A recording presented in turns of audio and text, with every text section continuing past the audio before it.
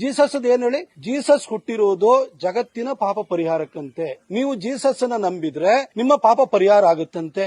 ಇವರೆಲ್ಲರೂ ಕೂಡ convert ಆಗೋಗ್ಬಿಟ್ರಲ್ಲ. Convert ಆದ್ಮೇಲೆ ಕೂಡ ಆದಿ ಕರ್ನಾಟಕ ಕ್ರೈಸ್ತ, ಬಲಿಜ ಕ್ರೈಸ್ತ, ಗೌಡ ಕ್ರೈಸ್ತ, ಲಿಂಗಾಯತ ಕ್ರೈಸ್ತ, ಬ್ರಾಹ್ಮಣ ಕ್ರೈಸ್ತ, ಅದರಲ್ಲಿ ಮಾಧ್ವ ಕ್ರೈಸ್ತ, ಅಲ್ಲಿ ಯಾಕೆ ಬಂತು? ಸಮಾನತೆ ಸಿಕ್ಕಾಗಿದೆಯಲ್ಲ ಸರ್.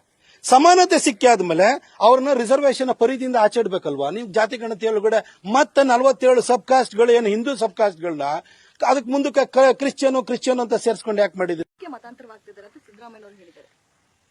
ನಾನು ಒಂದು ಕೇಳಲಿಕ್ಕೆ ಬಯಸ್ತೇನೆ. ಹಿಂದೂಗಳಲ್ಲಿ ಅಸಮಾನತೆ ಇದೆ, ತಾರತಮ್ಯ ಇದೆ ಅನ್ನೋ ಕಾರಣಕ್ಕೆ ಕ್ರೈಸ್ತರಾಗಿಯೋ ಮುಸಲ್ಮಾನರಾಗಿಯೋ ಕನ್ವರ್ಟ್ ಆದ್ರು ಅಂತ ತಿಳ್ಕೊಳ್ಳಿ. ಕನ್ವರ್ಟ್ ಆದ್ಮೇಲೆ ಅಲ್ಲಿ ಸಮಾನತೆ ಅನ್ನೋದು ಸಿಗ್ಬೇಕಲ್ವಾ?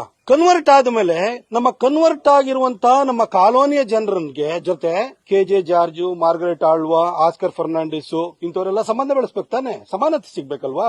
ಸಂಬಂಧ ಬೆಳೆಸ್ತಿದ್ರಾ? ಅಲ್ಲಿ ಹೋಗಿ ಕನ್ವರ್ಟ್ ಆಗಿ ಆದ್ಮೇಲೂ ಕೂಡ